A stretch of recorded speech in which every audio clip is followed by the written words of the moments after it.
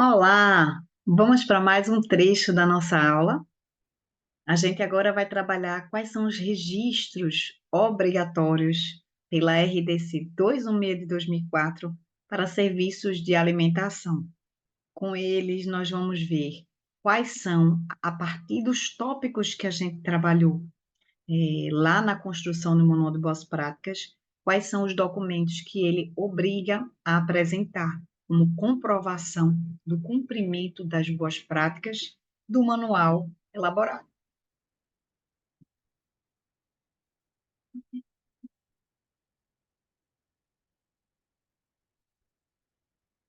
Os primeiros documentos aqui que a gente vai trabalhar. Vamos lá. O tópico é edificação, instalações, equipamentos, móveis e utensílios. A partir desse tópico, nós temos o item 4.1.11, sistema de climatização. Então, dentro desse tópico, é obrigatório apresentar cronograma de limpeza, troca de filtro do sistema de climatização e manutenção preventiva do sistema de climatização. Então, vamos lá, pessoal. Quando a gente fala do sistema de climatização, a gente está falando do ar-condicionado, do sistema de exaustão e outros sistemas que tendem a garantir a temperatura desse ambiente da produção, né? Pode ser um ar-condicionado tradicional, pode ser um ventilador que não necessariamente é para a área de produção, né? Pode ser fora da área de produção. Então, todos esses precisam ser listados. Então, como é que eu elaboro, Ellen, por exemplo, um cronograma de limpeza? Geralmente, os cronogramas de limpeza são montados por setor, né? Então, a gente vai naquele setor, lista todos os equipamentos de climatização daquele setor e faz uma programação com a equipe de limpeza, né, para ver como é que vai ser limpo. Lembrem que esse cronograma de limpeza vai estar vinculado ao POP 1, né, que é o POP de higiene das instalações móveis, equipamentos e utensílios, e está associado também a instruções de trabalho, porque para cada equipamento de limpeza que a gente dispuser nesses ambientes, a gente vai ter que providenciar a utilização de registros, né? Tanto a instrução de trabalho como dos registros de execução desses procedimentos.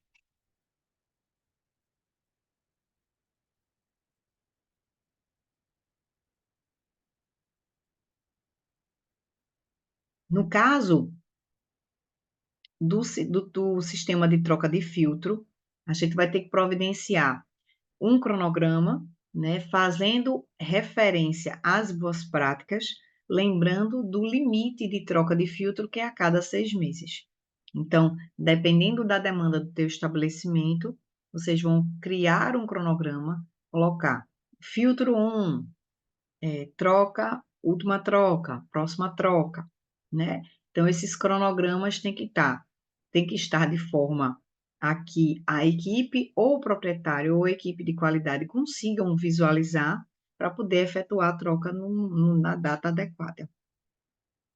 Normalmente, quando eu trabalho com filtro, a gente faz as trocas todas no mesmo tempo, porque aí a gente garante que não vai ter problema com relação a esquecer de um ou de outro filtro que estiver no estabelecimento, tá? Lembrem que o registro, ele é importante, né, para comprovar que esse item 1 está sendo executado, tá? Esse item 4.1.11. Manutenção preventiva do sistema de climatização. O cronograma de manutenção preventiva dos equipamentos, ele deve ser programado, deve ser providenciado para todos os equipamentos que estão no serviço de alimentação. E, neste caso, o sistema de climatização não é diferente. O que a gente pode garantir, por exemplo, é uma maior frequência da troca do filtro, da lavagem do filtro, porque, dependendo da necessidade, posicionamento, localização, tipo de alimento manuseado. Por exemplo, eu trabalhei em um estabelecimento que eles manuseavam muito trigo. Então, o trigo ele ia muito para o equipamento. E isso é um problema, porque se a gente não faz a limpeza devida, a gente pode ter acúmulo de alimentos nesse filtro, e aí ele mofa, né, devido à umidade. Então, é importante que a gente faça esse cronograma de manutenção preventiva, mas que, no caso dos equipamentos de climatização, ele possa ser, muitas vezes, em separado, para garantir uma frequência de troca, de higienização adequada.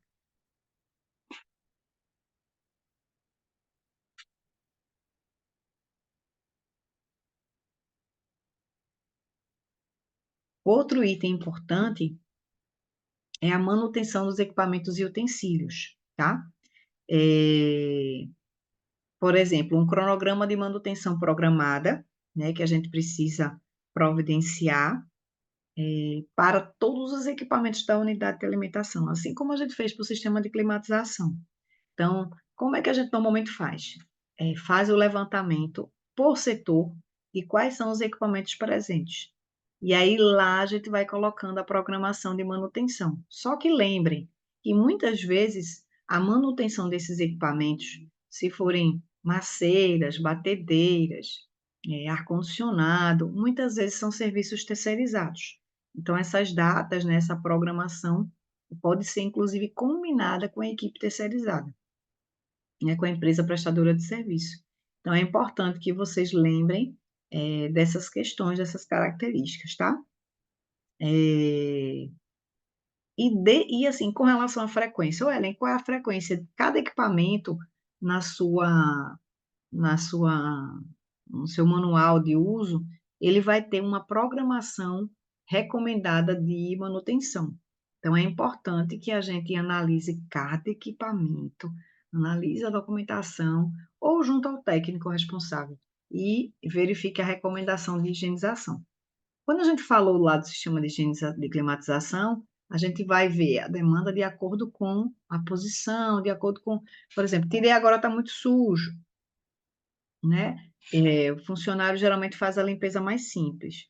Aí a manutenção preventiva é algo mais delicado, né? Que aí tem que ser feita uma verificação de algumas partes, mangueira, verificação do filtro interno, então tem outros requisitos que aí são feitos com a terceirizada normalmente, tá? É, cronograma de manutenção programada e periódica dos instrumentos e equipamentos de calibração. Primeiro, quem são esses instrumentos e equipamentos de calibração? Nos serviços de alimentação, geralmente a gente trabalha com dois: balança, né, que pode ser ou não utilizada, mas em geral ela é utilizada, e os termômetros, que esse com certeza é utilizado. Então, a gente tem esses dois equipamentos. Então, precisa periodicamente, geralmente é semestral ou anual, a gente encaminhar esse equipamento para ser feita a manutenção programada. Por que eu estou falando de enviar? Porque normalmente existem locais específicos, né, que fazem a manutenção programada desses equipamentos. E o que é interessante ressaltar, gente, falando de controle de qualidade, de registros e tudo mais, existe a fiscalização do Inmetro sobre as balanças. Eu não sei se vocês sofrem isso nos estados de vocês, mas aqui a gente tem uma cobrança muito grande dos órgãos, tanto da Delegacia do Consumidor, como dos órgãos do Inmetro, né, dos representantes do Inmetro no Estado, para fazer a fiscalização periódica das balanças, em virtude do uso do peso, né, para embalagem de alimentos, para buffets, né, o buffet por peso e tudo mais. Então, vale a pena ressaltar essa característica, tá? Outra coisa que é importante é com relação a esse tópico, capacitação de colaboradores da limpeza, é importante ressaltar que essa equipe de limpeza, ela precisa de um treinamento diferenciado da equipe de produção. Normalmente eu faço isso. Como é que eu trabalho? Eu faço capacitações gerais, e dependendo do meu cliente, em torno de 8 horas. São 2 encontros de 4 horas, onde a gente discute e debate sobre as temáticas, dependendo do volume de pessoas. Então, 2 encontros de 4 horas. E na sequência, eu começo a fazer capacitações mais curtas, né? Capacitações que são voltadas para operações específicas. Diluição de produtos químicos, higienização do ambiente, higienização de hortifruti, higienização de um equipamento, de um liquidificador, um fogão, enfim. Aí eu trabalho com as operações específicas, porque a gente vai treinando a equipe com relação àquelas atividades complementares, tá? E nesse caso, quando a gente fala de equipe de limpeza, é uma equipe que está vestida de forma diferente, né, que vai, de fato, registrar, fazer e registrar isso em ata, comprovando que houve treinamento com quais são as temáticas que a gente normalmente aborda com esse público. Diluição de produto, de produtos químicos, armazenamento de produtos químicos, riscos de contaminação cruzada, a gente fala de uso de equipamentos de proteção individual, a gente fala de eficiência, o que é a diferença entre eles, detergente, desinfetante, o que é que eles fazem, né, quais as funções. Então, assim, tem bastante conteúdo hoje para a gente trabalhar e treinamento prático, né? Fazer também treinamentos que mostrem a diluição correta, treinamentos que coloquem a equipe na produção. Esses dias eu tive fazendo uma fiscalização na unidade, e aí a cliente me chamou, a gente foi para a entrada da recepção de mercadorias, e aí ela estava mostrando, ó, o funcionário ali está lavando, vamos ver como é que ele está fazendo. Aí eu disse, bora. Aí eu fui ver como é que ele estava operando, ele estava fazendo diluição do produto incorreta. Aí eu orientei e graças a Deus deu tudo certo. É, mas a gente tem que estar de olho, né? Tem que estar em cima.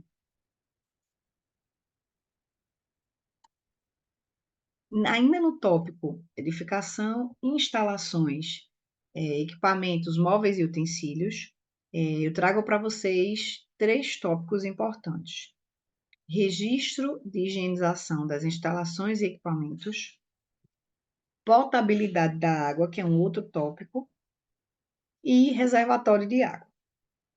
Quando a gente fala do registro de higienização de instalações e equipamentos, a gente fala dos formulários onde são registradas a higienização. Eu tenho um formulário padrão que eu trabalho com higiene de equipamentos e ambientes. Normalmente eu coloco a data, a hora e o nome do funcionário que fez a execução do serviço.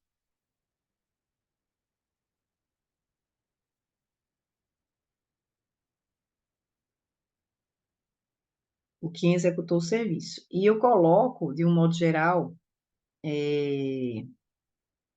uma coluna para que eu assine confirmando o que eu verifiquei, tá? Boto o dia da verificação e coloco OK após o status, né? Que é o status final do processo.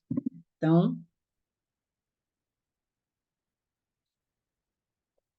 esse formulário de higienização das instalações, ele pode ser construído simplesmente com data e nome de quem fez, né? Então, não tem muito mistério, não. Nos estabelecimentos que eu atuo deu certo, porque eu gostaria de deixar o registro de que eu verifiquei, tá? Fiz a verificação. Mas tudo assim, muito tranquilo. E a gente orienta a equipe, né? Terminou, fez, registra, né? Então a gente deixa a orientação para que esse pessoal preencha a planilha adequadamente. Eles já estão até treinados para armazenar planilha, enfim, é bem interessante esse processo de construção junto com a equipe, né? Com relação à potabilidade da água, que é um outro requisito extremamente importante, a gente já discutiu sobre a água, né? As doenças que a água transmite. Esse registro da potabilidade, ele é, não é que tem que ser semestral. O limite dele é que é semestral. Eu posso fazer mensal, eu posso fazer quinzenal, eu posso fazer bimestral, depende muito da demanda do estabelecimento. Contanto que essa condição de avaliação da potabilidade da água não exceda o semestre, tá? Então, ele tem que ser até 6 meses. E o segundo documento vinculado à potabilidade da água é o cronograma de análise da potabilidade da água. Aqui eu ainda incluiria a verificação de cloro diária, que a gente tem feito aí diariamente em todos os nossos clientes, né? Tem sido uma exigência da vigilância por aqui. Então, verificação diária de cloro na água, tá? E o outro aqui que a gente tem de potabilidade da água está embaixo, que é o registro do reservatório, tá? Agora, com relação à potabilidade, a gente tem duas condições de potabilidade, né? De tornar a água potável. A condição química e a condição biológica, microbiológica.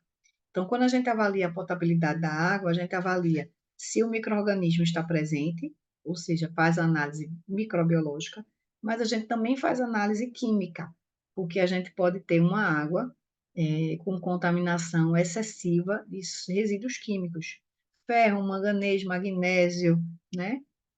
E acaba que essa água, ela tem um teor de minerais que pode gerar uma TTA, né? Você pode ter uma intoxicação, diarreia, sintomas como náusea, enjoo, né? Vômitos, em virtude da contaminação química da água, tá? Então, muito cuidado com relação a essa condição. Então, quando for avaliar a potabilidade, se for do sistema público de abastecimento, não, nem precisa avaliar. A potabilidade ela pode ser solicitada porque você tem reservatório. Agora, quando a gente trata de análise química, né, é porque está voltada para poço. E aí, nesse caso, você tem que fazer a avaliação bioquímica da água, né, na verdade é química, para conhecer a composição e garantir que ela está apta para consumo. O último tópico, né, dessa página é o tópico de reservatório de água, tá? Esse reservatório de água, ele tem a ver com aquela operação semestral, né, de higienização também. Lembrem que, dependendo da localidade, a gente tem muito resíduo. Então, é importante que não deixe fixado em 6 meses. Ele vai ser adaptado conforme a condição do estabelecimento. Pode ser 3 meses, pode ser mensal, pode ser bimestral, né, contanto que respeite o cronograma. Tá? E que, às vezes, deixa eu dar um exemplo para vocês. Às vezes a gente tem uma franquia, tem 2 unidades e as 2 unidades são franquia. Tem o mesmo método, só que a estrutura é diferente, né? Então, muitas vezes a gente fica, mas lá naquela loja deu certo, então na outra não necessariamente vai dar, porque a gente tem essa divergência entre essas operações.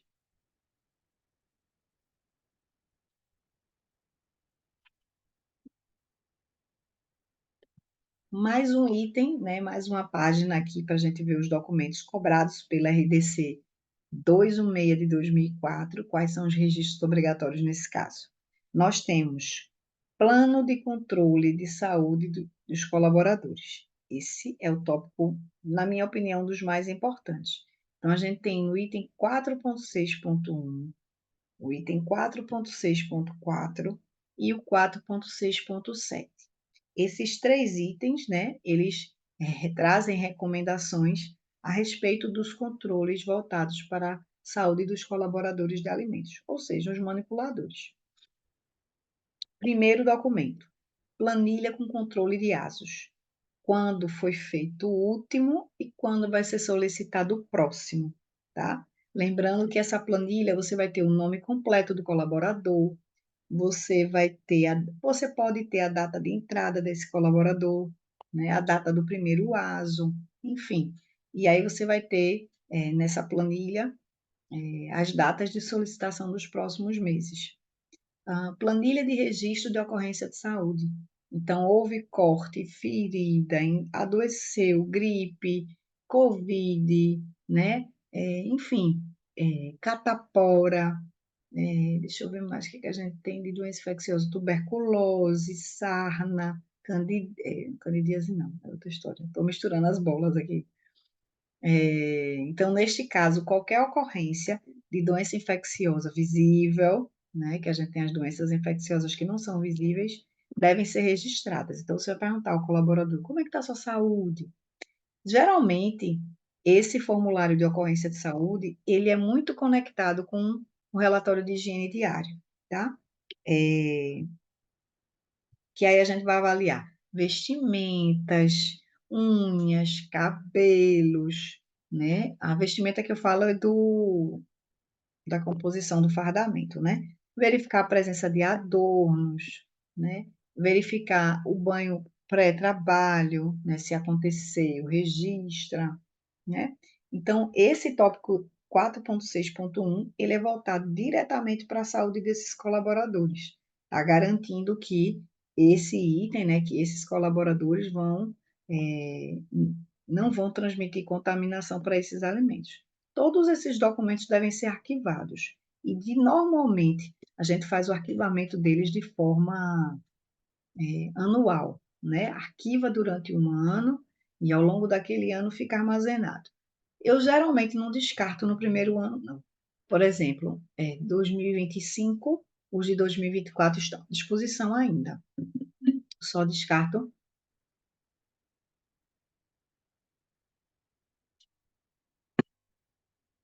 quando a gente vai para o segundo ano. Então, por exemplo, os de 2023 foram descartados, tá? Algumas pessoas falam de duração, tem 5 anos e tal, mas enfim, a gente adota uma escala menor, porque se a gente for falar de DTA, essa DTA não vai acontecer com mais de um ano, né? Então, a gente acaba dando esse efeito aí, dando essa possibilidade. Cartaz de orientações de manipuladores sobre a lavagem e antisepsia das mãos. Lembra que eu falei? Esse cartaz é obrigatório, tá? E demais hábitos de higiene nos sanitários e lavatórios. Então, a gente tem cuidado com relação àquelas orientações de banho, escovar os dentes diariamente, bota sobre a troca de roupa. Em alguns locais, por exemplo, a gente já tem outros problemas. Pessoas que botam touca do cabelo no pé, ou jogam, suja a roupa demais e guarda dentro do armário para usar na outra vez, enfim, né? Então, de um modo geral, a gente bota cartazes com essas orientações para evitar problemas, né, de organização mesmo, de higiene, tá? Vou ficar mais perto aqui para poder vocês me verem melhor. E o último tópico aqui, né, que seria a capacitação de colaboradores, que deve ser comprovada mediante essa documentação. Então, como é que a gente comprova a capacitação da equipe? Controle de capacitação de colaboradores, que é um documento que vai ter o nome de todos os colaboradores e as datas que eles participaram das reuniões. Certificado de capacitação de colaboradores, né? E as atas de capacitação dos colaboradores. Então, quando a gente fala de saúde e capacitação, né, esses tópicos aí, eles conseguem atender às demandas deste público, tá? Lembrando que os ASOS são os atestados de saúde ocupacional, são os documentos que são emitidos pelo médico do trabalho para garantir que o funcionário tem aptidão para o trabalho, tá? Então, esse documento normalmente é emitido anualmente, e aí, dependendo do segmento, é anualmente, no nosso caso, é anual. E aí, à medida que o médico emite as 3 vias, uma fica para o médico, uma fica para o paciente e a outra fica com a empresa que ele trabalha. Tem até uma discussãozinha a respeito dessa questão dos documentos. Eu não sei se nas unidades que vocês atuam, quando a vigilância fiscaliza, se ela pede para ver os exames dos colaboradores. E aqui eu tenho adotado, inclusive, uma política de dizer à vigilância que não é permitido, tá? Por quê? Existe uma condição de sigilo médico, paciente, que a gente não precisa tomar conhecimento. Quando o médico emite o ASO, ele emite analisando a documentação dos exames do paciente. Então, se ele emitiu o ASO, o paciente está apto. Se ele não emitiu o ASO, é porque o paciente não está apto. Então, essa informação sobre, ele não está apto, qual foi o problema, que tipo de remédio ele vai tomar, quantos dias ele vai ficar, isso aí é uma coisa que cabe ao médico definir junto com o seu paciente, tá? Então, é por isso que esse tipo de conduta, né, de solicitar os exames de saúde para olhar, não é um ato adequado, né? A empresa ela não deve guardar esses exames como documentação comprobatória da saúde do colaborador. O que ele deve guardar, o que substitui tudo isso é o ASO. Então, o que eu devo me focar é no ASO, porque o ASO, quando o médico emite, ele está assegurando aquela condição. E aí, essa história da gente arquivar exames de colaboradores, os dados dos colaboradores, né, a saúde deles, a exposição das condições, né? Eu já tive um colega de trabalho que precisou se ausentar porque estava com algum tipo de parasitose. Eu já conheci outros alunos, por exemplo, que estavam com sífilis, e aí precisavam se afastar para fazer tratamento. Então, é algo muitas vezes delicado, né? Então, esse tipo de exame, né, a gente não deve tomar conhecimento a menos que a pessoa de fato entregue, queira contar, queira expor, né? Mas, de um modo geral, são situações que não devem ser expostas. Então, fiquem ligados com relação a a resgatar os exames dos colaboradores, porque esse documento ele não precisa estar dentro do seu escopo. Veja que ele traz aqui planilha de aços. Então, é isso mesmo.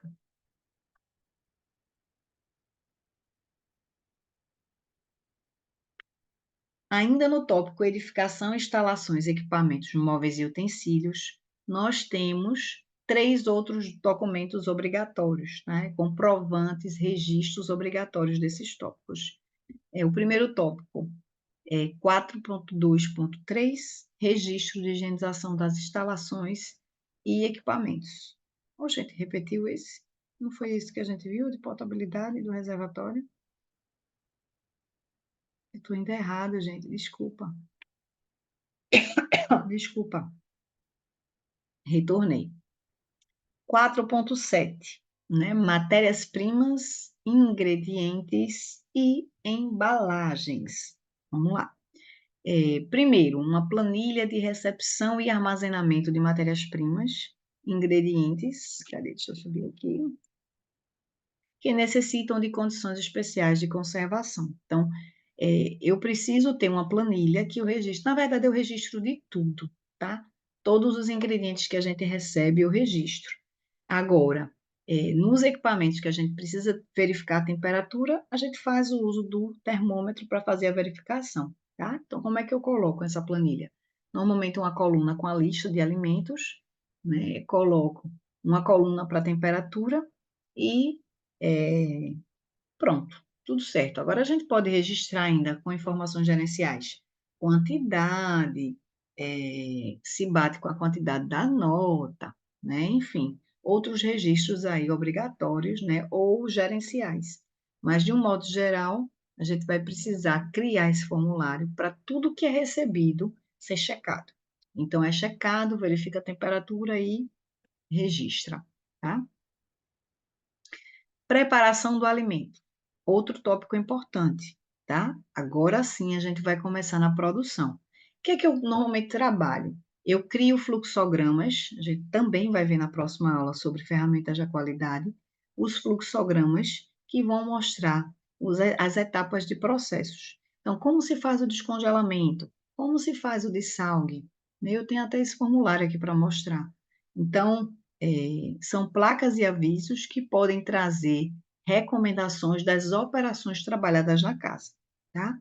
E isso é interessante porque mostra um padrão do negócio, né? Mostra um padrão do serviço de alimentação, né? Coloca lá como realiza o descongelamento, então bota na sala de carnes, né? Como realiza, por exemplo, a cocção, né? Coloca lá a informação, tá?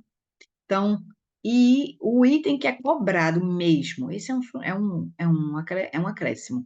Mas o que é cobrado pela legislação? 4.8.6. Placa ou aviso para armazenamento seguro.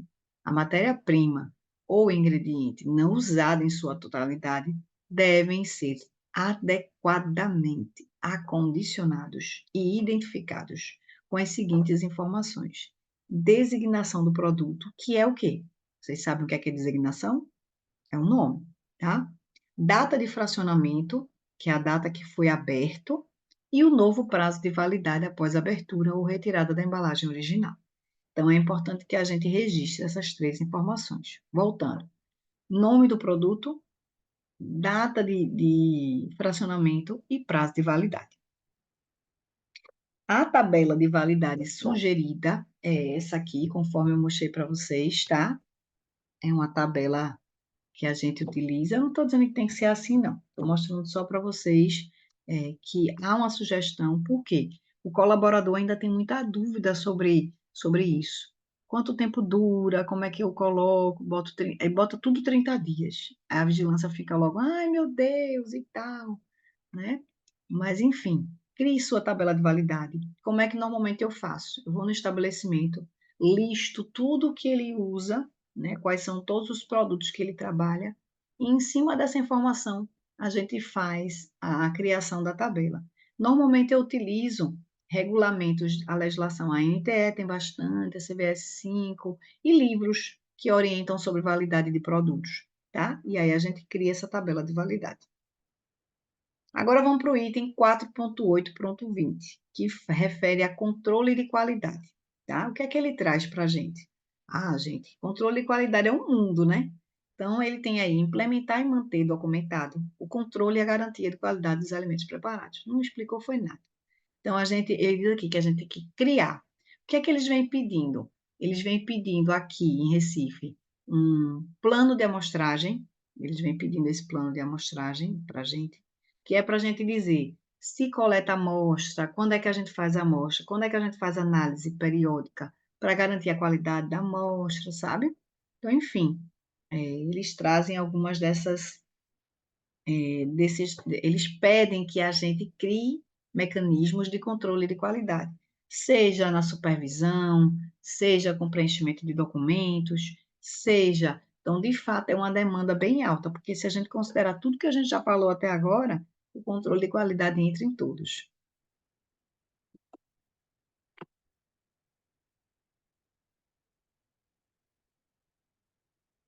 Agora nós temos o item 4.9, que é chamado item armazenamento e transporte do alimento preparado.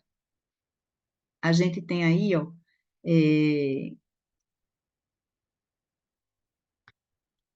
uma placa ou um aviso falando sobre o armazenamento seguro dos alimentos preparados. E aí o trecho que ele diz é: na área de armazenamento ou aguardando o transporte, devem estar identificados e protegidos contra contaminantes. Identificar com designação do produto, pode ser a denominação de venda, pode ser o nome do produto, data de preparo, que é a data do dia que está sendo manipulado, né?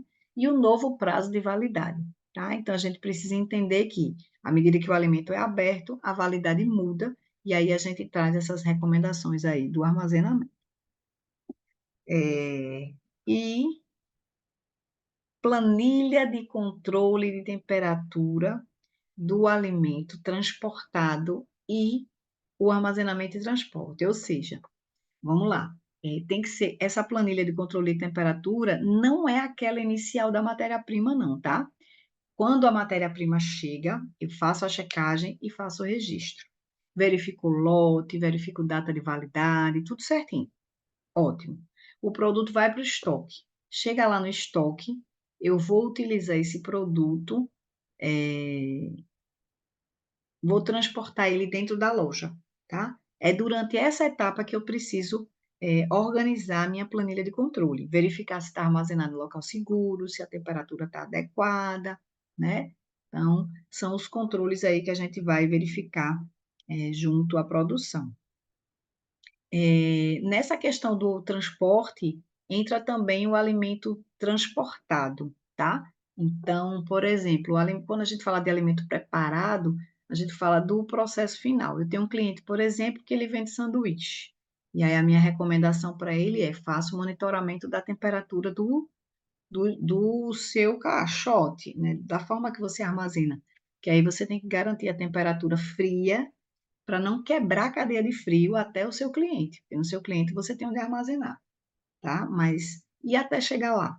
Então, é importante fazer esse monitoramento. Ou, por exemplo, nos serviços de alimentação, temperatura de alimento de refeição transportada, verificação de cuba, verificação em balcão, né, no buffet, enfim, são aquelas temperaturas que vocês já conhecem do alimento preparado. E a gente pode falar também no pastrue quente, pastrue frio, né, porque os alimentos também estão armazenados ali, aguardando o transporte.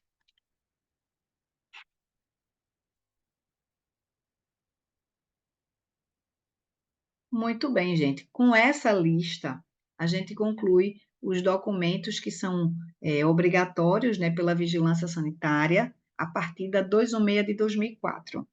Lembrete, a gente precisa considerar também que existem documentos que são obrigatórios pelo Código Sanitário dos Estados e também pelas legislações publicadas pelos municípios. Então, além dessas que eu citei para vocês, que são obrigatórias, a gente vai precisar apresentar também alguns documentos para as legislações do município e dos estados, tá? Que vão ou que têm um intuito de complementar. Então, por exemplo, os detalhes sobre como na ata, o que é que tem que ter, isso na 216 também vai citar. Então, na 216 ele vai falar um pouco sobre como detalhar essa ata. Por exemplo, placas e avisos, lembrar de datar, colocar quem elaborou, né? E pedir ao proprietário também para assinar. Então, todos esses documentos, né, se somam àquelas informações que a gente falou lá no início, de identificar com a marca da empresa, de trazer a identificação dela com as cores, com o design, padronizar essas placas, para que a gente não fique com uma informação muito confusa, né, e que traga uma poluição visual para a equipe também de uma forma muito grande. Providenciar materiais resistentes para essas placas, né? Eu não gosto muito de trabalhar mais com aquele suporte preto que é bem complicado, bem delicado, né?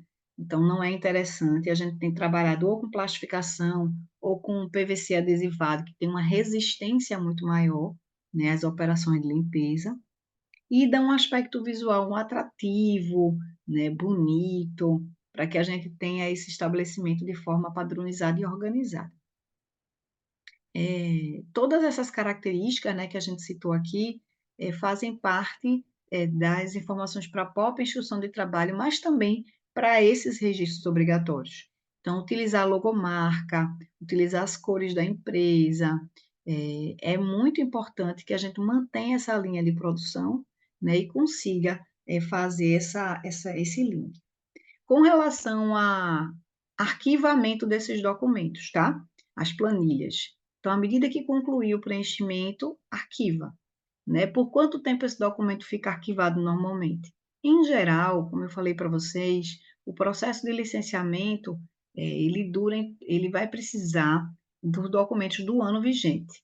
Então, eu sempre deixo o do ano anterior guardadinho como um backup, mas agora, por exemplo, nesse ano de 2025, a gente está descartando 2023. Então, de 2023 está sendo vai estar sendo liberado. Por quê? Eu tenho 24 e eu estou fazendo em 2025.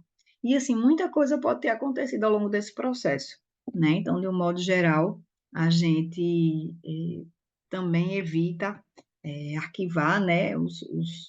Evita arquivar documentos muito antigos para evitar o acúmulo e também foca naqueles produtos, naqueles equipamentos, né? Nos registros mais recentes para que a gente garanta aí a informação para a vigilância sanitária, tá? Então, todos os tópicos que são da legislação a gente acompanhou, né, a partir dessa estrutura dos registros obrigatórios. A gente vai passar para o próximo tópico, que é a aula de ferramentas para a qualidade na produção alimentar, e aí a gente vai ver quais são, a gente já citou várias aqui, várias das ferramentas da qualidade, a gente já, inclusive, já aplicou nos nossos documentos aqui, mas eu vou deixar para falar um pouco mais a partir de agora, a gente vai focar nas ferramentas, e eu aguardo, então, vocês num próximo momento, no próximo encontro, né, nesse mesmo local aqui. Então, até breve para vocês e até a próxima gravação.